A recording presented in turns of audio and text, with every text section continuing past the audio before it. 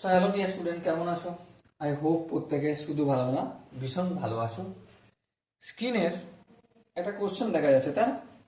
এই প্রশ্নটা আমরা প্রথমে মন দিয়ে পড়ব, তারপর অঙ্কটা করার চেষ্টা করব। ওকে, চলো করে নি। কি বলেছে দেখো, একটি সুষম বহুভুজের বহিস্থ কোণ ও অন্তস্থ কোণের অনুপাত 1:3। মানে এই বহিস্থ কোণ ইউজ টু অন্তস্থ কোণ, ঠিক আছে? কত? 1:3। তাহলে এই দুটো কোণের যদি সাধারণ অনুপাত এক্স ধরি, তাহলে বহিস্থ কোণ হবে এক্স আর অন্তস্থ কোণ হবে 3x।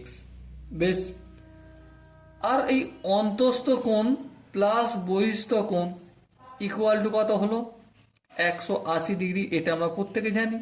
হ্যাঁ, তাহলে 3x এর সঙ্গে x যোগ করলে কি হয়? 4x equal to 180 degree. So x এর ভ্যালু কত? 180কে 4টে দিকে গেলে ভাগ হবে 4 দিয়ে, তার মানে 45 ডিগ্রি। তাহলে বহিস্থ কোণের ভ্যালু কত পেলাম? এক্স মানে 45 ডিগ্রি, আর এখানে 3x মানে 45কে 3 দিয়ে গুণ করব। 3 5 15, 3 4 12, 1 13, 135 ডিগ্রিটা অন্তস্থ কোণ আর বহিস্থ কোণ হচ্ছে 45 ডিগ্রি। এখান থেকে আমি কি নির্ণয় করব? এখান থেকে কোশ্চেনে বলেছে বাহুর সংখ্যা।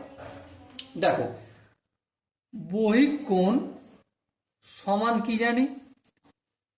360 ডিগ্রি বাই বাহু, এই ফর্মুলাটা জানি। আর একটা জানি, অন্তঃকোণ সমান কি? 2 × n - 2 divided by into 90 degree, এইটা জানি।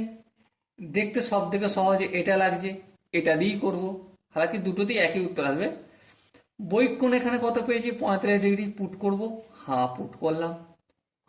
360 ডিগ্রি নিলাম, বাহুটাকে এন ধরলাম, এনটা এদিকে পাঠালাম।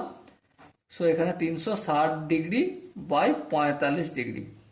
সো ভাগটা করি, যদি 45কে যদি 2 দিয়ে গুণ করি তাহলে 90, 8, তাই না? 8 45-এ 360। একটু ভাগটা করে দেখে নিও। তাহলে বাহুর সংখ্যা কত পেলাম? 8টা পেলাম বাহুর সংখ্যা।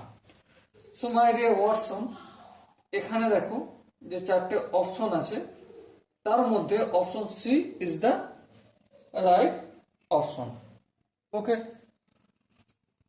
আই হোপ এই কোশ্চেনের প্রতিটা স্টেপ বোঝা গেছে। যদি কোনো স্টেপ বুঝতে অসুবিধা থাকে, কোনো কনসেপ্ট বুঝতে অসুবিধা থাকতে, তাহলে কি করতে হবে? কমেন্ট বক্সে অবশ্যই জানাতে হবে। ওকে, সো ডিয়ার স্টুডেন্ট, দেখা হচ্ছে পরবর্তী সেশনে। ততক্ষণ পর্যন্ত ভালো থেকো, সুস্থ থেকো এবং জয় হিন্দ।